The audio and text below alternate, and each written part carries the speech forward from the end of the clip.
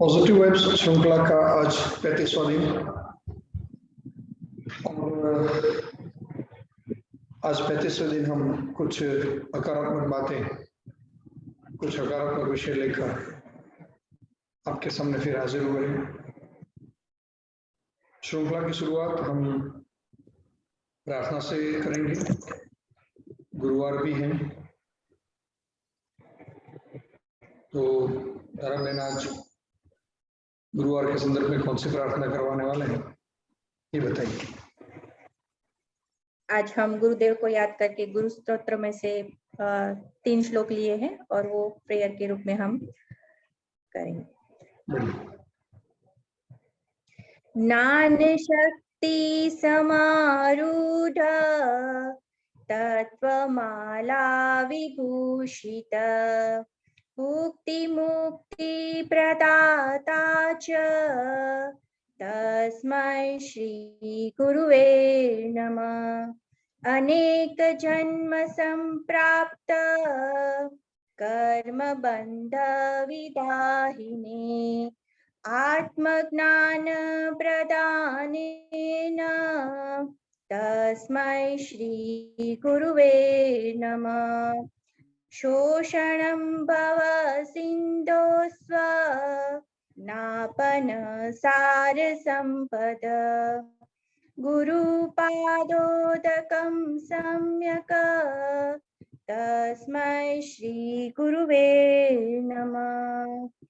अर्थात ज्ञान और शक्ति से संपन्न और ज्ञान रूपी माला से विभूषित भोग और मोक्ष देनार, अनेक जन्मों से मिले कर्मों के बंधन को आत्मज्ञान रूपी अग्नि के दान से नष्ट करने वाले, जिनके चरणामृत के एक घूंट से ही हमारे सारे दुख और तलाश दूर हो जाते हैं और हमें शाश्वत ज्ञान की प्राप्ति होती है, ऐसे यशस्वी गुरु के चरण कमल में मेरा वंदन। बहुत ही धन्यवाद धाराबेन। फिर से आज गुरु को याद करने के लिए हम सभी अपने गुरु को याद करें और उनके चरण कमलों में हमारे प्रणाम प्रस्तुत करें। आगे चलेंगे हम।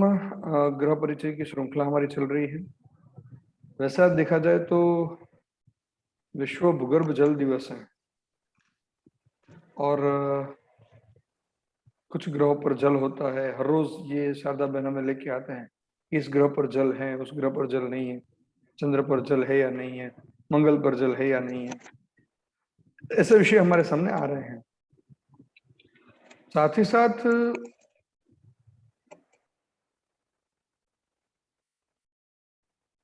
भूगर्भ जल का विषय जो है वो सबके लिए एक चिंता का विषय भी है, क्योंकि पिछले कई सालों में भूगर्भ जल कंटिन्यू नीचे की तरफ जा रहा है। तो बहुत सारे राज्य, बहुत सारी व्यवस्थाओं ने इनके प्रति चिंता की है और सोशल ऑर्गेनाइजेशन ने भी इसकी चिंता की थी और सभी के प्रयास से फिर से हम भूगर्भ जल को धीरे धीरे ऊपर लाने में प्रयासरत है। तो ये तो विषय एक रहा आज के दिन विशेष का।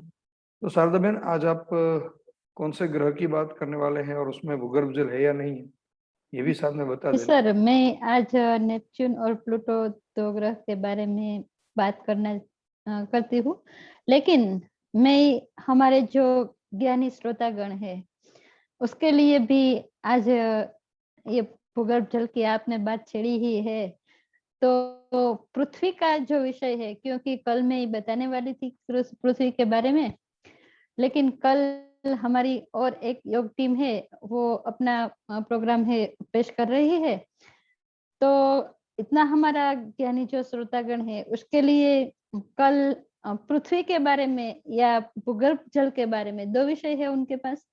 जो भी जानकारी है वो हमारे साथ साझा करे और कमेंट बॉक्स में लिख के हमें भेजे तो हमें बहुत ही प्रसन्नता होगी। तो ये 2 बातें थी जो श्रोतागण के लिए है, जब भी आप सुने तो हमारे लिए इतना कर दीजिए। तो नेपच्यून और प्लूटो 2 ग्रह है आज, उनके सफर में चलते हैं। पहले लेते हैं नेपच्यून प्लेनेट, जिसको वरुण के ग्रह के नाम से हिंदी में जाना जाता है। सौर मंडल के ग्रहों की श्रृंखला में यह अंतिम ग्रह है।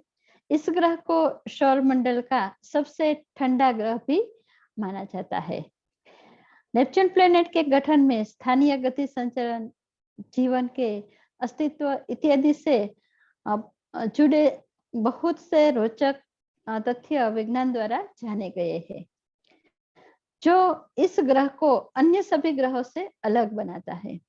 हम नेपच्यून के बारे में कहे तो उनको सभी रोमांचक तथ्यों के बारे में एक लिस्ट है, वो एक स्टेप में हम आपको बताते हैं एक के बाद एक।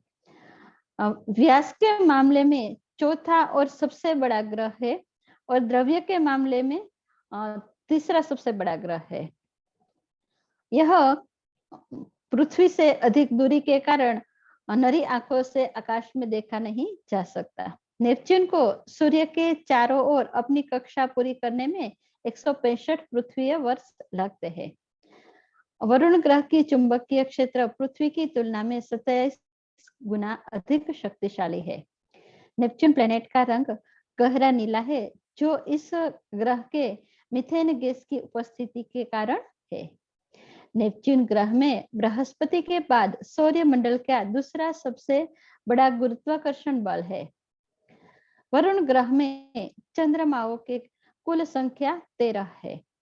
नेपच्यून प्लेनेट की सतह की अंशतः तापमान -2.14 डिग्री सेल्सियस है। मैंने पहले ही आपको बताया कि यह सबसे बड़ा ठंडा ग्रह है। नेपच्यून पर एक दिन की लंबाई पृथ्वी दिवस के अनुसार 16 घंटे है। ग्रह पर चलने वाली हवाओं की तीव्रता इतनी अधिक है कि पृथ्वी पर यदि इतनी हो तो ये जो पेड़ पौधे हैं वो सब अपनी जड़ से उखड़ जाए, इतनी तेज यहाँ पे हवाएं चलती है। नेपच्यून प्लेनेट सूर्य की परिक्रमा करते हुए 164 पृथ्वी वर्ष लगते हैं। जब 11 जुलाई 2011 को नेपच्यून ने 23 सितंबर 1846 में अपनी खोज के बाद पहली कक्षा पूरी की थी। जब ये हमें उसके बारे में पता चला तभी। नेपच्यून की कक्षा का पथ सूर्य से लगभग 30 खगोलीय इकाई है। इसका मतलब है कि यह पृथ्वी से सूर्य की दूरी लगभग 30 गुना अधिक है। वैज्ञानिक के अनुसार नेपच्यून ग्रह बृहस्पति ग्रह की तरह ही रेड स्पॉट पाया जाता है। नेपच्यून ग्रह पर एक जाने वाला यह विशाल धूल का, आपको नेपच्यून ग्रह पर जो धूल का भवन बनता है वह उसका आकार पृथ्वी से भी बड़ा है, जो कि वरुण ग्रह पर 5 साल तक चला था। तो ये थोड़ी बहुत थी नेपच्यून के बारे में जानकारी। और आज हम दूसरा भी ग्रह लेते हैं। पहले मैंने बताया इस तरह से प्लूटो। तो प्लूटो सौर मंडल का दूसरा सबसे बड़ा होना है। प्लूटो का सौर मंडल का सबसे बाहरी ग्रह माना जाता है। प्लूटो का आकार द्रव्यमान काफी छोटा है। इसके कारण पृथ्वी को चंद्रमा से सिर्फ 1/3 है। सूरज के इर्द गिर्द इसकी परिक्रमा की कक्षा भी थोड़ी बेढंगी है। यह कभी तो वरुण की कक्षा के अंदर जाता है और सूरज के 30 खगोलीय इकाई की दूरी पे होता है, तो कभी 45 इकाई की दूरी पे होता है, यानी कि बहुत ही अनइवन है। प्लूटो को सूरज की एक पूरी परिक्रमा करते हुए 248 वर्ष लग जाते हैं। प्लूटो का व्यास लगभग 2.300 किलोमीटर यानी कि पृथ्वी के 18% है। उसका रंग काला, नारंगी और सफेद का मिश्रण है। यह जाना जाता है कि जिसका अंतर प्लूटो के रंग के बीच में है इतना और सूर्य मंडल के किसी भी ग्रह में देखा नहीं जाता है, क्योंकि इसमें एक में ही इतने सारे रंग है। प्लूटो की कक्षा बाकी ग्रहों की कक्षा में कक्षा से कोण पर है। प्लूटो की कक्षा का रंग लाल, कभी कभी तो कभी कभी नीला, ऐसा जैसे उसकी गति है वैसे रंग में भी थोड़ा बहुत परिवर्तन होता रहता है। प्लूटो का बहुत पतला वायुमंडल है जिसमें नाइट्रोजन, मीथेन, कार्बन मोनोऑक्साइड है।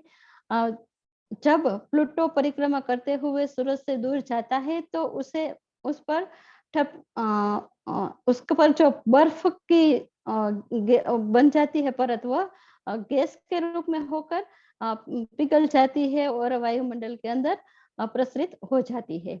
तो ये थोड़ी बहुत थी तो ग्रहों के बारे में जानकारी। हमें इंतजार रहेगा आपके कमेंट का, जो हम देखेंगे परसों। धन्यवाद।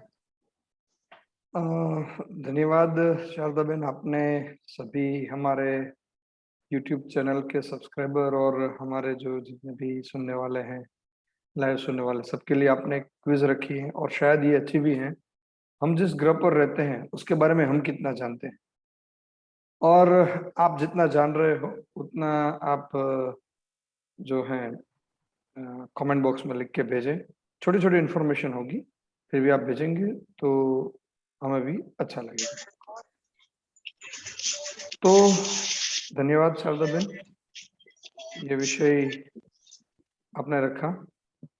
आगे चलेंगे हम भगवद गीता ज्ञान की तरफ।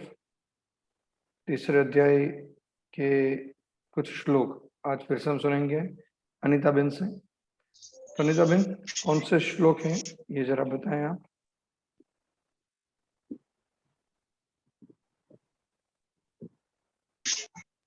हरिओम।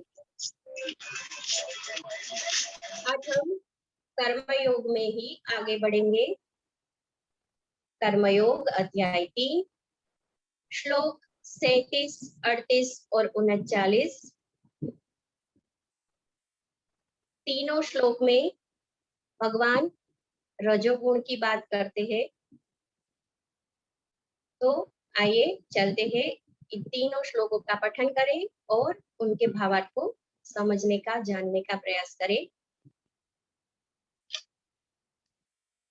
भगवान कहते हैं, श्री भगवान उवाच काम एष क्रोध एष रजोगुण समुद्भवः महा अशना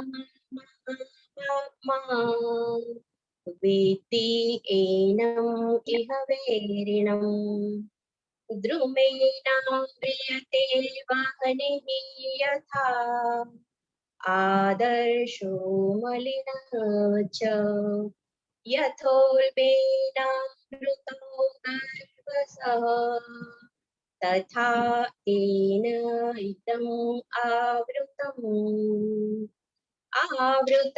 ज्ञानमेतेन ज्ञानिनो नित्यवेरिणा कामरूपेण कौन्तेय दुष्पूरेणानलेन च। अर्थात भगवान कहते हैं, इसका कारण रजोगुण से उत्पन्न होने वाले विषय वासना और क्रोध बड़े पापी है। तो इन्हें ही इस संसार में अग्नि के समान कभी न तृप्त होने वाले महान शत्रु समझ। जिस प्रकार धुएं से अग्नि और धूल से दर्पण ढक जाता है, तथा जिस प्रकार गर्भाशय से गर्भ ढका रहता है, उसी प्रकार कामनाओं से ज्ञान ढका रहता है। तो हे कुंती पुत्र, इस प्रकार शुद्ध चैतन्य स्वरूप जीवात्मा का ज्ञान कामना रूपी नित्य शत्रु द्वारा रुका रहता है, जो कभी भी तुष्ट न होने वाली अग्नि की तरह जलता है। अस्तु। तो ये बहुत बड़ी बात रजोगुण के विषय में बताई गई है। काम क्रोध के विषय को भी जोड़ा गया है यहाँ पर, और भी विषयों को जोड़कर ये समझाने का प्रयास है कि किससे जुड़ें और किससे ना जुड़ें। ये बात बहुत अच्छे से यहाँ पर बताई गई है। तो धन्यवाद अनिता बेन भगवत गीता के श्लोक के पठन के लिए। आगे चलेंगे हम आज की पॉजिटिव क्वारंटाइन स्टोरी की तरफ। तो कृपा बेन हमारे साथ जुड़े हुए हैं, तो उनसे हम सुनेंगे आज की हमारी श्रृंखला में क्वारंटाइन स्टोरी, मगर उनकी पॉजिटिव क्वारंटाइन स्टोरी। तो कृपा बेन अपनी बात कहें उससे पहले मैं अमी बहन से कहूंगा कि वो कृपा बेन का परिचय करवाएं और बाद में कृपा बेन अपना विषय रखेंगे। अमी बहन। जी सर, आज शाम को तकरीबन 5-5:30 बजे के आसपास कृपा बहन को मैंने फोन किया कि भाई आज आपकी स्टोरी आप हमें सुनाने आ रहे हो या नहीं। और उन्होंने मेरे साथ बातचीत की और उनसे जैसे ही मेरी बातचीत हुई तभी से, यानी कि शाम 5-5:30 बजे से मेरे मन में एक ही गाना आ रहा है, तू गरम मसालेदार खाटी मीठी वानगी। तो आज की जो श्रृंखला में कृपा जी हमारे साथ जुड़ी हुई है, वो बहुत ही चटपटी सी और खट्टी मीठी हमारे साथ बातें साझा करेंगी। रसोई की महारानी वो जानी जाती है। कलर टीवी गुजराती पर उनके शोज आते हैं। राजकोट में एक फूडीज क्लब फेसबुक का चल रहा है शायद, उसमें भी ये बहुत अच्छे से पार्टिसिपेट करती है। Red FM kitchen premier league season 3 की ये विनर रह चुकी है और बचपन से ही उन्हें खाना बनाने का शौक है। वैसे वो अपने आप को, मैंने पूछा आप क्या कर रहे हो, तो वो बोले मैं हाउस वाइफ हूँ। लेकिन इतनी सारी क्वालिटीज होने के बाद भी अपने आप को हाउस मैनेजर या हाउस वाइफ कहना, ये भी अपने आप में एक बड़ी उपलब्धि होती है। और भी बहुत सारे उन्हें खिताब मिल चुके हैं। अपनी यूट्यूब चैनल भी ये चला रही है और कृपास कुकिंग क्लब करके वो उनकी चैनल है और उसमें वो हर हफ्ते कुछ नई नई चीजें लोगों को सिखा रही है। तो उनकी जो क्वारंटाइन पीरियड की स्टोरी है खट्टी मीठी। हाँ, एक बात और भी है कि राजकोट के फेमस, जो दुनिया भर में मशहूर चिवड़ा जो जाना जाता है, उस परिवार से है। तो ऐसे ही कृपा जी से मैं विनती करूंगी कि वो अपनी पॉजिटिव बातें हमारे साथ रखें। कृपा जी। नमस्ते, मेरी आवाज आ रही है? जी आ रही है।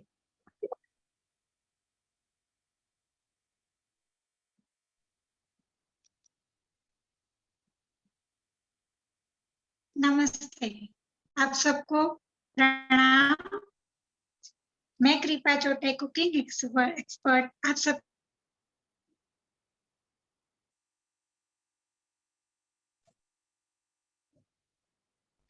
मैं आप सबको प्रणाम करती हूँ।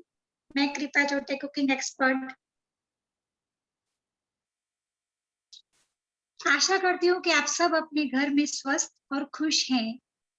मैं आज आपके साथ मेरी कोरोना की जर्नी के बारे में बात बताना चाहती हूँ, शेयर करना चाहती हूँ आपसे। मैं ये नहीं कह रही कि कोरोना के पक्ष में हूँ कि विपक्ष में हूँ, पर उससे मैंने जो सीखा है मैं आपको आज आपसे आपके साथ शेयर करना चाहती हूँ। मुझे 2 नवंबर को कोरोना हुआ। मतलब तबीयत थोड़ी ठीक नहीं थी। मैं एक्सेप्ट ही नहीं कर रही थी कि मुझे ऐसा कुछ होगा। मैं 4 साल से योग करती हूँ। योग है, प्राणायाम, अनुलोम विलोम, कपालभाति और 1 घंटा एक्सरसाइज करती हूँ। तो मुझे कभी भी सर्दी बुखार के फीवर आया ही नहीं। तो मैं मान ही नहीं सकती कि मुझे कैसे, मतलब अचानक से कैसे हुआ। मुझे लगा कि कोरोना का लक्षण है नहीं, पर लग रहा है कि ये हो सकता है। मैं डॉक्टर के पास गई, मैंने उनसे कहा कि भाई मुझे थोड़ा ठीक नहीं लग रहा है, अनईजी फील हो रहा है। तो उन्होंने बोला कुछ नहीं है, आप रिलैक्स होइए, दवा लीजिए और घर जाइए। सेकेंड डे मैंने कॉल किया कि सर मुझे आज स्मेल नहीं आ रही। तो सर बोले आप यहाँ आ जाइए, आपका चेकअप करते हैं। तो सर ने, मैं हमेशा पॉजिटिव थी कि अगर हो भी गया ना तो कोई डरना तो है ही नहीं। तो मैं सर के पास गई, उन्होंने कहा कि ये मैं लिखता हूँ, आप यहाँ रिपोर्ट करवाइए। मैंने गवर्नमेंट में जाके रिपोर्ट कराया। उन्होंने मुझे कहा कि आप पॉजिटिव है। तो मैंने कहा ओके कोई बात नहीं। उन्होंने मेरा नाम, एड्रेस सब कुछ लिखा, मैंने सब कुछ दे दिया। मैं वहां से बाहर निकली, मतलब मेरे को टेंशन के पसीना छूट रहा है ऐसा कुछ नहीं, एकदम नॉर्मल बाहर निकली। मैं रिक्शा वाले को रोका कि भैया मुझे इस जगह पे जाना है। मैंने उससे सच कहा कि भाई मैं कोरोना पॉजिटिव पेशेंट हूँ, मुझे कोरोना आया है, क्या आप मुझे अपने साथ लेके चलेंगे? क्योंकि कोरोना ऐसी बीमारी है कि घर वाले ही साथ छोड़ देते हैं, वो छोड़ना नहीं चाहते, पर चीज ऐसी है कि साथ में रहने से फैलती है। तो मैं पॉजिटिव थी, इसलिए मैं तो मेरे ईश्वर को धन्यवाद करती हूँ कि वो ही आए थे, मुझे ऐसा लगता है, उस रिक्शा में मुझे घर तक छोड़ने के लिए। उसने कहा बहन जी मैं ये कोरोना मानता नहीं हूँ, मैं आपको आपके घर सही सलामत छोड़ूंगा। बराबर मेरे पास सैनिटाइजर था, मैं सैनिटाइजर किया, उनके रिक्शा में बैठी, उनको करवाया, फिर मैंने उनको मनी दिया, वो चले गए। तो मैंने रास्ते पे ही घर में मदर इन लॉ को कॉल कर दिया कि मम्मा मुझे कोरोना पॉजिटिव है। मदर इन लॉ ने कहा कि केतन को भी ठीक नहीं, मतलब मेरे हस्बैंड को, वो भी टेस्ट करवाने गए। तो 2 घंटे बाद उनकी रिपोर्ट आई कि उनको भी पॉजिटिव आया। हम दोनों को साथ में आए, मेरी 2 डॉटर्स है। तो मैं सबसे प्लस पॉइंट कि मेरी फैमिली पूरे सपोर्ट में, कोई बात नहीं आ गया है तब उसको उसका इलाज करके उसको विदा करेंगे। मेरे बच्चों भी बिल्कुल, मेरी गुड़िया भी सब कहेगी मम्मा कोई बात नहीं, हम 14 डेज के बाद मिलेंगे। एक को मेरी बड़ी सासू माँ ने रखा, एक को छोटी सासू माँ ने। कोरोना एक है ना सर्दी बुखार जैसा ही है। मैंने हमेशा जब पहली बार इंडिया में आया ना कोरोना, सर्दी होती तो लोग कहते ना कि भाई एक दूसरे की हैंकी मत यूज करो, ये साथ में ना सो, टुवाल तुम जो टॉवेल यूज कर रहे हो वो एक दूसरे का यूज ना करो। तो कोरोना में भी सेम वैसे ही है कि सैनिटाइजर का यूज करो और सोशल डिस्टेंसिंग रखो, इसकी भी एक नियम है।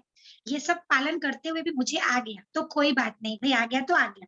फिर हमारे पास ऐसा था कि हम दूसरे फ्लैट में शिफ्ट हो गए हस्बैंड वाइफ।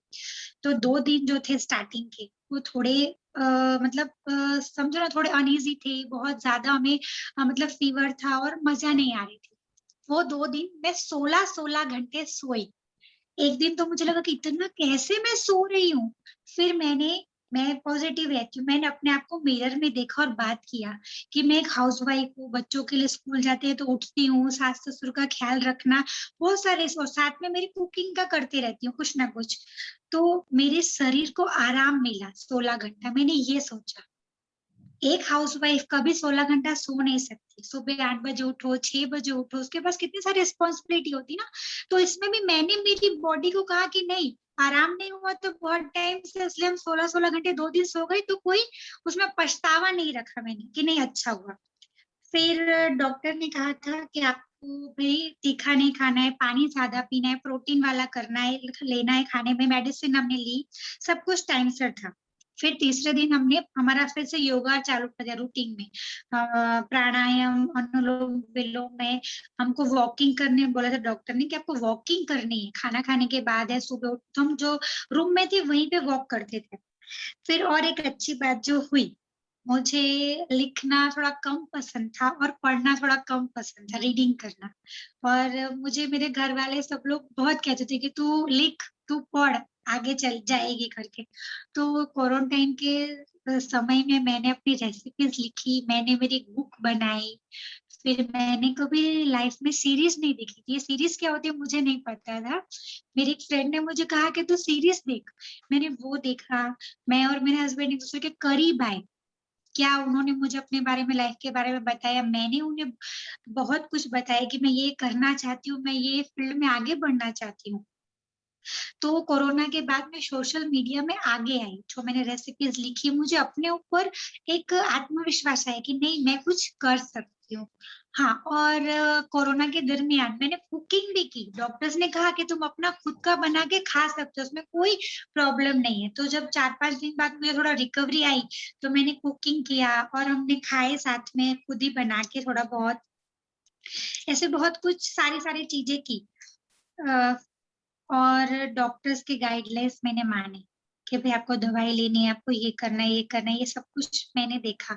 और सबसे अच्छी बात, जो मेरे स्मेल और टेस्ट चले गया था, मैंने लाइफ में कभी भी सेंसेस के बारे में इतना गौर ही नहीं किया था कि मतलब इसका इतना महत्व है। ईश्वर ने जो हमें चीज दी है उसकी कीमत मुझे कोरोना में हुई कि अगर ये खुशबू नहीं होती तो ना हमें पाउडर, ना हमें गुलाब का फूल है, कि कोई भी खुशबू के बारे में आज हमें पता ही नहीं चलता। टेस्ट, नमक मैं खा तो रही थी पर अच्छा होने के लिए मैं खा रही थी, पर मुझे कोई टेस्ट नहीं था। 5 दिन तक मुझे टेस्ट और खुशबू नहीं थी। तो मुझे मेरे सेंसेस की मतलब एक कीमत पता चली कि कितना महत्व है। ईश्वर ने जो हमारे शरीर में एक एक चीज, जो हमें अंग दिया है, हर एक चीज का कितना महत्व है, ये मुझे जानने को मिला। और सबका सपोर्ट था और बहुत जल्दी मैं मतलब 9 दिन में एकदम क्लियर हो गई, मुझे सब कुछ ठीक हो गया। मेरे रिपोर्ट्स भी पॉजिटिव आ गए और दिवाली के 1 दिन पहले मैं घर एंटर हुई और अपने हाथ से मैंने कुकीज बनाई जो दूसरे फ्लैट में थी, और कुकीज लेके मैं घर आई। ये मेरी जर्नी है। मैं यही चाहती हूँ कि सब पॉजिटिव रहे। जानती हूँ कि बहुत लोगों ने बहुत कुछ खोया है इसमें, पर बड़े कहते हैं ना कि जो होता है अच्छे के लिए, और हर चीज में कुछ तो अच्छा होता ही है। उस अच्छी बात को मैंने कोरोना से ये सीखा, सेंसेस के बारे में सीखा, अपनी लिखना मैंने सीखा, मैंने रीडिंग सीखी, और मेरी कुकिंग में मैं बहुत आगे बढ़ी, जिससे मैं आज सोशल मीडिया में हूँ और आज आप लोगों के सामने आने का मुझे मौका मिला। उसके लिए धन्यवाद, धन्यवाद, धन्यवाद। धन्यवाद कृपा बेन, एक अच्छी क्वारंटाइन स्टोरी हम सबसे शेयर करने के लिए। हालांकि ये बात आपने कही, अभी तो 2 ही सेंस का जो परिचय है वो कोरोना करवाता है, बाकी की और 3 सेंस भी हैं जिसके विषय में भी अगर हम सोचते हैं तो कुल मिला के 5 सेंस हैं, तो उसका भी बहुत बड़ा महत्व हमारे जीवन में है। और साथ ही साथ जो भी चीज मिलती है उसको सकारात्मक रूप से हम उसको तक में परिवर्तित करते हैं, तो ये सारी चीजें भी वाकई ही हमें फायदा देती है। हम ये नहीं कह रहे हैं कि भाई कोरोना है वो अच्छी बात है, मगर कोरोना जब हो जाता है तब हमें फिर किस तरह से कितना हम अपने आप को पॉजिटिव रख सकते हैं, ये बहुत ही महत्वपूर्ण बात है। तो आपने अपने आप को बहुत ही अच्छे से, आप दोनों ने अच्छे से क्वारंटाइन पीरियड प्रसार किया, ये भी एक बहुत अच्छी बात है। धन्यवाद आपका। जैसे अमी बहन ने कहा कि वेरी शॉर्ट नोटिस में आप जुड़े हमारे साथ, इसके लिए बहुत बहुत धन्यवाद आपका। एक और बात कहना चाहूंगी सर, मैं चाहती हूँ कि सब योग करें, प्राणायाम करें और अपने आप को स्वस्थ रखें। प्राणायाम मतलब अपनी श्वास के लिए एक्सरसाइज है। लोग हम वॉक तो करते हैं पर श्वास के लिए कुछ कीजिए, तो प्राणायाम बहुत जरूरी है। सभी से ये मैं निवेदन करती हूँ कि आप सब प्राणायाम करिए। एक बात मैं भी आपसे यही कहना चाहूंगा कि आपके सामने जितने भी लोग बैठे हैं वो सारे योगी हैं, माने सभी लोग योग के एक्सपर्ट हैं। और ये जितने भी लोग हैं वो सिर्फ एक्सपर्ट है उतना नहीं है, वो पूरे दिन में सुबह 6 बजे से लेकर शाम के 6:30 बजे तक पूरे दिन भर में 12 घंटे योग के क्लास फ्री ऑफ कॉस्ट पिछले 2 महीने से चला रहे हैं। और उसका मोटिव यही है कि कोविड, प्री कोविड प्रिकॉशंस और पोस्ट कोविड रिकवरी, ये दोनों चीजों को ध्यान में रखते हुए एक साइंटिफिक प्रोग्राम लेकर, अनइवन नहीं, 12 के 12 क्लास में एक ही प्रोटोकॉल चलता है। और एक ही प्रोटोकॉल लेके पिछले 2 महीने से ये जितने भी योग एक्सपर्ट हैं वो पॉजिटिव वाइब्स के नाम से ही योग क्लास ऑनलाइन चला रहे हैं।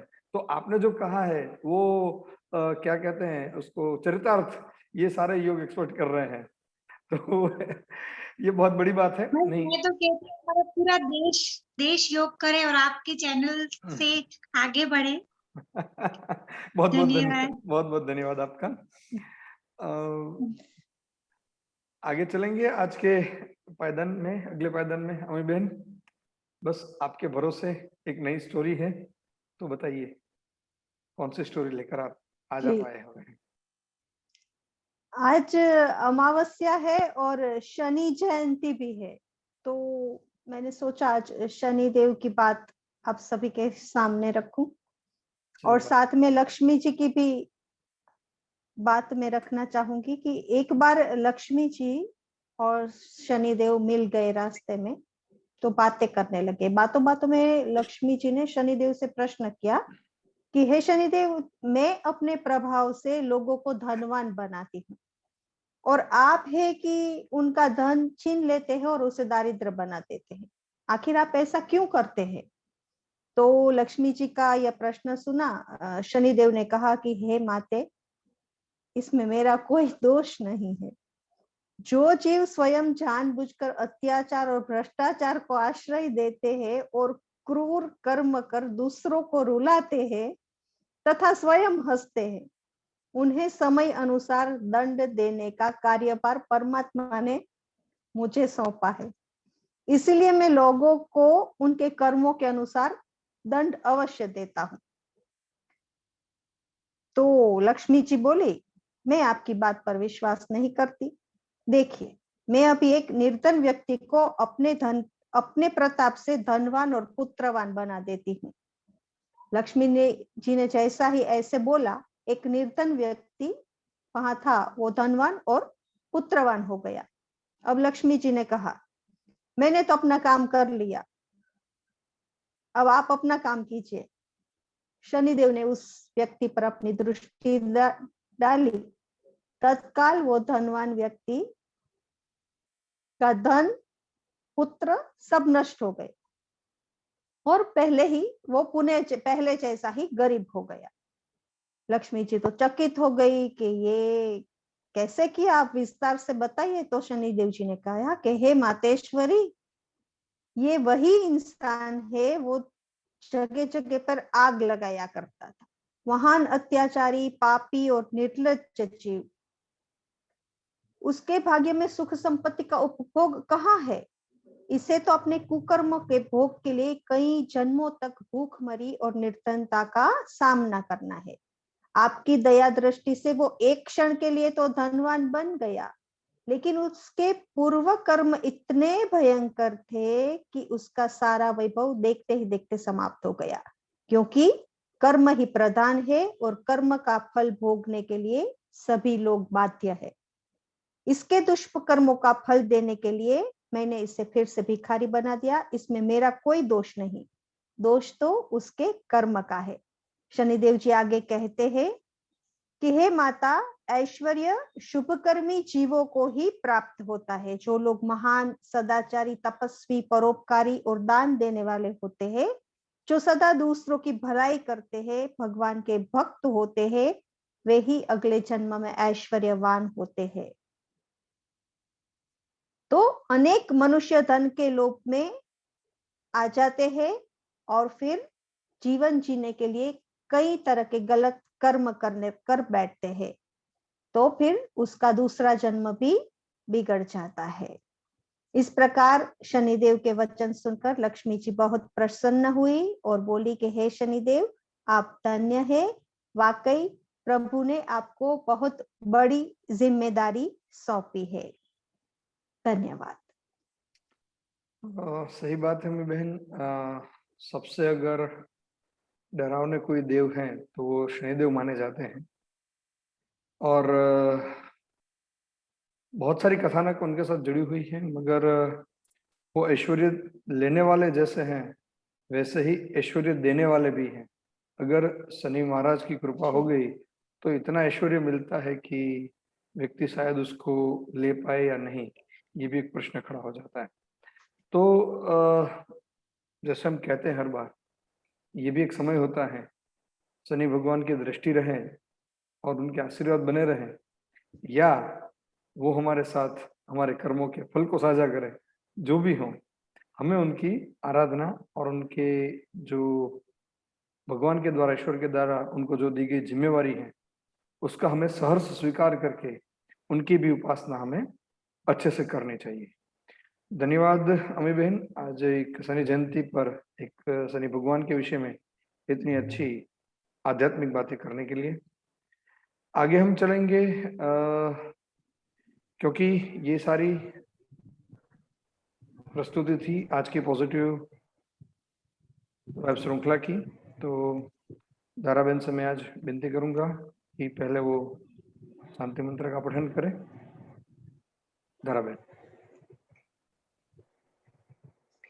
ओम सर्वे भवन्तु सुखिनः, सर्वे सन्तु निरामयाः, सर्वे भद्राणि पश्यन्तु, मा कश्चित् दुःखभाग् भवेत्। ओम शांति शांति शांति।